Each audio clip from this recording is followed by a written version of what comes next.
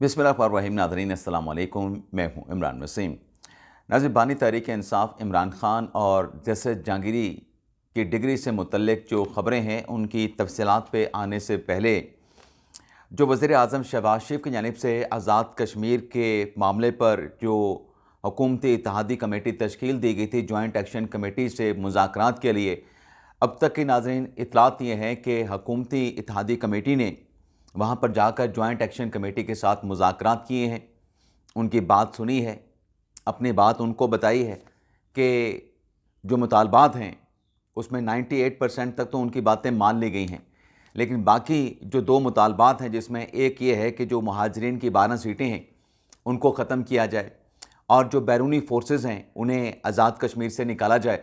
तो इस पर हुकूमती इत्तेहादी कमेटी ने और आज़ाद कश्मीर की हुकूमत के नुमाइंदों की तरफ से, हुकाम की तरफ से जो मौक़िफ़ था वो जॉइंट एक्शन कमेटी के सामने रखा गया। तो मुज़ाकरात का ये पहला दौर जो है वो कामयाब हुआ है, किसी ने भी इसको नाकाम करार नहीं दिया है। और जो जॉइंट एक्शन कमेटी के जो नुमाइंदे थे, जो कि हुकूमती इत्तेहादी कमेटी और आज़ाद कश्मीर के हुकाम के साथ, हुकूमत के साथ मुज़ाकरात के लिए, बातचीत के लिए आए थे, अब रात गए वो वापस लौट गए थे। आज जुमा नमाज के बाद दोबारा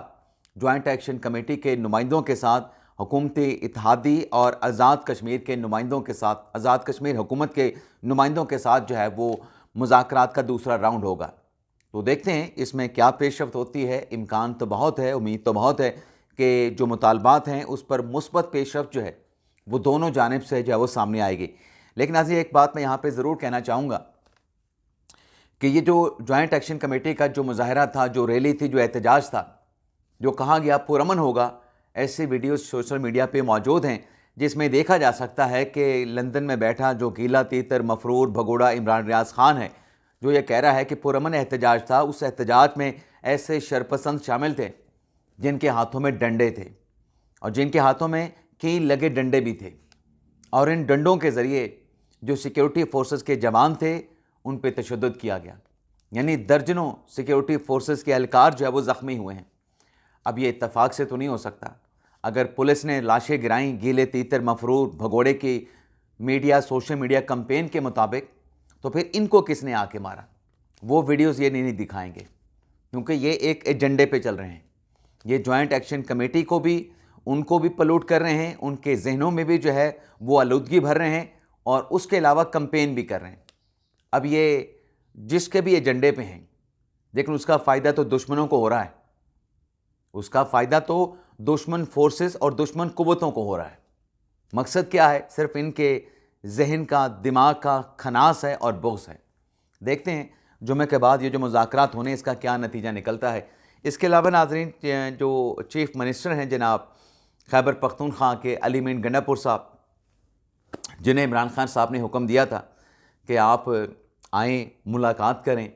लेकिन गंडापुर साहब ने बज़ाहिर कल की जो डेवलपमेंट्स हुई, जो अडयाला जेल के बाहर लोग मुलाकात के लिए इमरान खान साहब के लिए पहुंचे थे, उसमें अली मीन गंडापुर नहीं थे। यानी कहने वाले तो ये कह सकते हैं कि अली मीन गंडापुर ने इमरान खान साहब के जो अहकामात थे उनको हवा में उड़ा दिया, उन्हें रद्दी की टोकरी में फेंक दिया और खान साहब के साथ मुलाकात करने के लिए हुक्म के बावजूद वो अडयाला जेल नहीं पहुँचे। लेकिन एक डेवलपमेंट नाज़रीन ज़रूर हुई है कि जो, माफ़ कीजिएगा नाज़रीन, जो अली मीन गंडापुर साहब हैं, वो उन्होंने एक लेटर लिखा है और लेटर लिखा गया है उनके एडवोकेट जनरल खैबर पख्तूनख्वा शाह फैसल अतमान खेल की जानिब से, और ये लेटर लिखा गया chief justice of Pakistan justice Yahya Afridi को। अब इस लेटर में जनाब गंडापुर साहब की तरफ से, उनके सूबे के वकील की तरफ से ये कहा गया है कि गंडापुर साहब जो हैं वो चीफ जस्टिस याहिया अफरीदी साहब के साथ मुलाकात करना चाहते हैं, और ये मुलाकात जो है वो, इसका टाइम जो है, इसका टाइम फ्रेम जो है वो तय किया जाए, और मुलाकात में अली मीन गंडापुर जो हैं अपने गुजारिशात चीफ जस्टिस के सामने पेश करेंगे। और वो खान साहब के साथ मुलाकात करना चाहते हैं, और ख़ान के साथ चूँकि वो सूबे के जो पार्टी, हुक्मरान पार्टी है, उसके बानी हैं, लेकिन मुलाकातों में रुकावटें डाली जाती हैं। अब नाज़रीन, ये जो ख़त लिखा है जनाब अली मीन गंडापुर साहब ने, जो दरख्वास्त इन्होंने दायर की थी, वो दरख्वास्त तो आइनी बेंच की साइड पर है, उसका तो चीफ जस्टिस याहिया अफरीदी के साथ कोई ताल्लुक़ है नहीं, लेकिन बहरहाल दरख्वास्त उन्होंने दी है और मुलाकात की दरख्वास्त दी है। हालांकि बनता तो ये था कि आपने एप्लीकेशन एक फ़ाइल की हुई है, इमरान खान साहब के साथ मुलाकात के लिए, वैसे आपकी मुलाकात भी हो चुकी है, आप उसमें अर्ली हेयरिंग की एप्लीकेशन फ़ाइल कर सकते हैं। ये लेटर लिख के चीफ जस्टिस से मुलाकात करना, क्योंकि कॉन्स्टिट्यूशनल मैटर के ऊपर चीफ जस्टिस याहिया अफरीदी साहब जो हैं, अगर आप आर्टिकल 184(3) की दरख्वास्त दायर करेंगे तो याहिया अफरीदी साहब जो हैं उस मामले से गैर मुतल्लका हो जाते हैं। अब नाज़रीन आते हैं इमरान खान साहब की बात करते हैं। नाज़रीन बानी तहरीक इंसाफ इमरान खान, एक तो ये पता चला है कि जो तोशाखाना 2 का केस है इमरान खान के ख़िलाफ़, उसमें जो कल की अदालती कार्रवाई को मुलतवी किया गया, उसकी वजह ना जज साहब हैं, ना अदालती स्टाफ है, ना कोई और फ़रीक जो है इसमें मुलविस है, यानी उसकी इन्वॉल्वमेंट है। ये कल की अदालती कार्रवाई इमरान खान साहब की लीगल टीम की वजह से इसको मुलतवी करना पड़ी, क्योंकि सलमान सफदर की जानिब से अदालत को दरख्वास्त भिजवाई गई कि वो लाहौर में मसरूफ़ हैं, वो नहीं आ सकते इस्लामाबाद, अपना रावलपिंडी में इस केस की हेयरिंग को अटेंड करने के लिए, तो लिहाजा केस की कार्रवाई को मुलतवी कर दिया जाए। तो तोशाखाना 2 केस के जो जज हैं शाहरुख अर्जुमन साहब, उनकी तरफ से अदालती कार्रवाई को 2 अक्टूबर की बजाय 3 अक्टूबर तक मुलतवी कर दिया गया। लेकिन आज की प्रोसीडिंग जो है वो आखिरी समाअत साबित हो सकती है क्रॉस एग्जामिनेशन के हवाले से, क्योंकि जो पहले तफ्तीशी हैं, जो 19वें गवाह हैं, जो कि नैब के तफ्तीशी हारून मोहसन साहब हैं, उन पे जिरा जो है वो मुकम्मल कर ली गई है। और मोहसन हारून पे या हारून मौसम पे जिरा मुकम्मल होने के बाद अब अगला जो तफ्तीशी है जिसका बयान कलमबंद हो चुका है वो है FIA का तफ्तीशी। उसमें बुशरा बीबी साहबा के वकील के जो क्रॉस एग्जामिनेशन है, जो जिरा है, वो मुकम्मल है। आज खान साहब के वकील कौसैन फैसल मुफ्ती साहब जो हैं इस पे जिरा को मुकम्मल करेंगे और वो भरपूर ज़ोर लगा रहे हैं कौसैन फैसल मुफ्ती साहब कि इस चीज़ को जो है वो लंबा चलाया जाए, लंबा खींचा जाए। लेकिन कितनी खींच लेंगे आप क्रॉस एग्जामिनेशन को? कितने सवालात कर लेंगे? 1 कर लेंगे, 10 कर लेंगे, 20 कर लेंगे, 50 कर लेंगे, लेकिन 50 के बाद फिर आपके सवालात गैर मुतल्लका हो जाएंगे। मैक्सिमम तो यही 10, 12, 15, 20 क्वेश्चन होते हैं, लेकिन चलें आपने लंबा खींचना है तो 50 सवाल हो जाएंगे। 50 सवाल करने के बाद फिर मामला क्या होना है? जो दमादम मस्त कलंदर होना है वो ये है कि क्रॉस एग्जामिनेशन मुकम्मल होने के बाद फिर जो विटनेसेस हैं,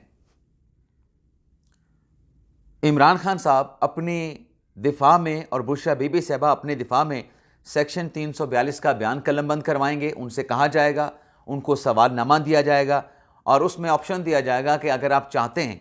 आपकी ख्वाहिश है, तो सेक्शन 344 जो कि हलफ के ऊपर बयान देना है अपने दिफा का, अपनी बेगुनाही का, अगर चाहें तो इमरान खान और बुशरा बीबी साहबा ये ऑप्शन भी सेक्शन 340 वाला कसम उठा के,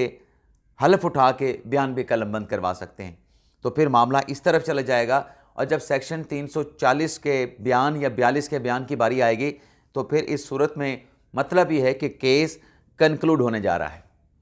अब नाज़रीन आते हैं जस्टिस तारिक महमूद जहांगीरी साहब की जो मुबैना डिग्री है, डिग्री से मुतल्लिक नाज़रीन बात करते हैं। नाज़रीन रात हमने बताया था कि उनकी जो अपील सुप्रीम कोर्ट में दायर हुई है, उस अपील में डेफिनेटली कोई ना कोई ख़बर होगी। तो ख़बर है नाज़रीन उनकी सुप्रीम कोर्ट में दायर की गई अपील में, जो सिंध हाई कोर्ट के फैसले के ख़िलाफ़ उन्होंने दायर की है। लेकिन उससे पहले नाज़रीन, जो जहांगीरी साहब हैं, उनकी डिग्री के मामले का जो केस सिंध हाई कोर्ट में लगा हुआ था, जिसमें 25 सितंबर को जज साहब ने तमाम दरख्वास्तें मुस्तरद कर दी थी, आइनी बेंच ने उस अदालती फ़ैसले में इस सारे डिग्री मामले का पोस्टमार्टम कर दिया गया है कि जो सिंध हाई कोर्ट के ख़िलाफ़ ये रजू कर रहे हैं, दरअसल कमरा अदालत में हुआ क्या था। एक तो सिंध हाई कोर्ट की आइनी बेंच ने यह लिखा है कि जो उस रोज़ 25 सितंबर को अदालती कार्रवाई के दौरान 22 सितंबर के अदालती ऑर्डर पे एतराज़ उठाया जा रहा था, वो एतराज़ वकला नहीं उठा सकते थे, वो महज एतराज़ बराए एतराज़ था। अगर किसी को उस ऑर्डर से जो कि 22 सितंबर को जारी किया गया वो मुतासरा फरीक था, तो उसका तरीका ये था, कानूनी प्रोसीजर ये था कि वो सुप्रीम कोर्ट में अपील फाइल करते, लेकिन सुप्रीम कोर्ट से किसी भी फरीक की जानिब से रजू नहीं किया गया। जज साहब ने, 2 रुकनी बेंच ने अपने फैसले में लिखा है कि दरख्वास्त गुजारों से ये कहा गया, यानी जो अदालत में पेश हुए उसमें जहांगीरी साहब भी पेश हुए, उनसे कहा गया कि आप जो दरख्वास्तें सिंध हाई कोर्ट में हैं उसके काबिल समाअत होने पे दलाइल का आगाज़ करें, बिस्मिल्लाह करें, पहले दरख्वास्त की मेंटेनेबिलिटी का जो है वो फैसला किया जाएगा। लेकिन सामने ठहरे जो वकला थे, जो कि मुख्तलिफ दरख्वास्त गुजारों की नुमाइंदगी कर रहे थे, उनकी तरफ से मेंटेनेबिलिटी के ऊपर दलाइल देने से इनकार कर दिया गया, टाल मटोल, और उनका रवैया कि दरख्वास्त काबिल समात है या काबिल समात नहीं है, वो गुरेज समेत था, टाल मटोल वाला था। अब नाज़रीन, जो दरख्वास्त सुप्रीम कोर्ट में आई थी, मैं एक चीज़ और आपके सामने रखने लगा हूँ कि जो जहांगीरी साहब ने इंटरलोकेटरी ऑर्डर के ख़िलाफ़ हाई कोर्ट के डोगर साहब के ऑर्डर के ख़िलाफ़ सुप्रीम कोर्ट में रिजू किया था, उसमें सुप्रीम कोर्ट ने क्या करार दिया, अभी तहरीरी फैसला आना है कि जब 21 अक्टूबर को इस्लामाबाद हाई कोर्ट इस दरख्वास्त पे प्रोसीड करे तो सबसे पहले जो है वो दरख्वास्त की मेंटेनेबिलिटी, जो एतराज़ात हैं, उस पर फैसला किया जाए। तो सिंध हाई कोर्ट क्या कुछ गलत कर रही थी? सुप्रीम कोर्ट भी तो हाई कोर्ट को यही कह रही है कि पहले मेंटेनेबिलिटी, एतराज़ात का फैसला करें। तो सिंध हाई कोर्ट अगर पहले मेंटेनेबिलिटी और एतराज़ात का फैसला कर रही थी तो ये एक कानूनी प्रोसीजर है, लेकिन वकला वहाँ पे कह रहे थे कि नहीं, पहले आप दायरा अख्तियार का फैसला करें। तो अदालत ने लिखा कि अगर दायरा अख्तियार का फैसला पहले हो जाए और एतराज़ात का फैसला ना किया जाए, मेंटेनेबिलिटी का फैसला ना किया जाए, तो दायरा अख्तियार का फैसला पहले होने से फिर वो बात तो ख़त्म हो जाती है, कानूनी नुक्ता। तो वकला की तरफ से जो है वो बिल्कुल ज़िद लगाई गई और ज़िद के साथ साथ दलाइल देने से इनकार किया गया। जहांगीरी साहब का सिंध हाई कोर्ट ने ये लिखा कि वो अदालत में पेश हुए, बड़े अच्छे तरीके से, बड़े पेशेंस के साथ उन्होंने अदालत को एड्रेस किया, लेकिन जो केस अदालत के सामने था, जो नुक्ता था, उस नुक्ते पे, यानी जो फिक्स की गई दरखास्तें हैं, उस पर उन्होंने कोई बात नहीं की। यानी सिंध हाई कोर्ट में कहा गया है कि उनकी दरख्वास्त, उनकी जो बातें उन्होंने की जहांगीरी साहब ने कमरा अदालत में, वो गैर मुतलका थी। यानी उन्होंने भी मेंटेनेबिलिटी के ऊपर कोई बात नहीं की, जो इशू, जो नुक्ता अदालत के सामने हेयरिंग के लिए फिक्स था। और फिर ये भी कहा सिंध हाई कोर्ट ने, जैसे जहांगीरी साहब से मुतल्लिक, कि उनको मौका दिया गया, लेकिन ये मौका जो है वो जहांगीरी साहब ने गंवा दिया। अब जहांगीरी साहब ने जो अपील दायर की है, जिसके मंदरजात आगे चल के मैं आपके साथ शेयर करूंगा, उसमें जहांगीरी साहब क्या कहते हैं वो भी आपको बताएंगे। सिंध हाई कोर्ट ने लिखा कि जो कमरा अदालत में नारेबाजी की गई, अदालती जो डेकोरम था उसको जो है वो तारनिश किया गया, ये तौहीन अदालत की कार्रवाई बनती है। लेकिन अदालत जो है वो तहम्मुल का मुजाहरा कर रही है। लेकिन अदालत ने ये ज़रूर ऑर्डर जारी कर दिया है कि वकला जानबूझ के दलाइल नहीं देना चाहते थे, केस को प्रोसीड नहीं करना चाहते थे, तो लिहाजा तौहीन अदालत की कार्रवाई तो हम नहीं कर रहे। अब न जाने अगर तौहीन अदालत की कार्रवाई होती तो क्या जैसे जहांगीरी साहब के खिलाफ भी होती। लेकिन सिंध हाई कोर्ट ने कहा कि उस रोज़ की जब वकला ने अदालती डेकोरम को तारनिश किया, नारेबाजी की, अदालती इज़्ज़त व एहतराम और साख को नुकसान पहुंचाने की कोशिश की, तो उस रोज़ की जो सीसीटीवी फुटेज है उसको भी प्रिजर्व किया जाए, और अगर ऑडियो रिकॉर्डिंग भी है उस दिन की, कोर्ट रूम के अंदर की और कोर्ट रूम के बाहर की, उसको भी प्रिजर्व किया जाए। और सिंध हाई कोर्ट ने अपने फैसले में ये लिख दिया है, जिसका जायज़ा अब सुप्रीम कोर्ट ने लेना है, जहांगीरी साहब की अपील में, कराची बार की अपील में, कि वकला की तरफ से अदालत को यरगमाल बनाने की कोशिश की गई, और जो अदालत है वो अपने तरीके से अदालती कार्रवाई को रेगुलेट करती है। वकला के यरगमाल बनाने पे या वकला की मन मर्जी और मंशा से अदालती कार्रवाई को वो रेगुलेट नहीं कर सकते, अपनी मन मर्जी से रेगुलेट नहीं कर सकते, ये अदालत का सवाबदीद होता है। यानी सिंध हाई कोर्ट ने इस डिग्री मामले का, डिग्री केस का जो वहाँ पे समाअत हुई है, उसका पोस्टमार्टम करके रख दिया है। अब देखते हैं सिंध हाई कोर्ट में दरखास्तें कब समाअत के लिए फ़िक्स होती हैं, और 7 अक्टूबर से 26वें आनी तरमीम पर भी समातें होने जा रही हैं, अदालती कार्रवाई का आगाज़ होने जा रहा है। इसके अलावा नाज़रीन, जो अर्ज़ी है जहांगीरी साहब की, जहांगीरी साहब ने कहा कि मैंने वहाँ पे रजू किया और मेरी जो डिग्री है, मतलब सिंध हाई कोर्ट से रजू किया, मेरी जो डिग्री है वो, जैसे जहांगीरी साहब अपनी अपील में सुप्रीम कोर्ट से कहते हैं कि जजेस की जब तकर्री की गई, उनकी जब बतौर जज तकर्री की गई, तो उनकी तालीमी असनाद की बड़ी स्ट्रिक्ट, बड़ी जो है वो सख्ती के साथ स्क्रूटनी की गई थी। ये नाज़रीन फैक्चुअली बात दुरुस्त नहीं है, कोई स्क्रूटनी वगैरह नहीं होती। ये स्क्रूटनी का प्रोसेस अब शायद हो सकता है कि याहिया अफरीदी साहब जो हैं इसको भी इस मामले में शामिल कर लें कि जिसको भी अपॉइंट करना है वकील के तौर पे, आपने जज बनाना है, तो उसकी डिग्री, उसके जो अकेडमेंट, जो कवायफ हैं, उनकी तस्दीक भी मुतलका जो तालीमी इदारे हैं उनसे करवाई जाए।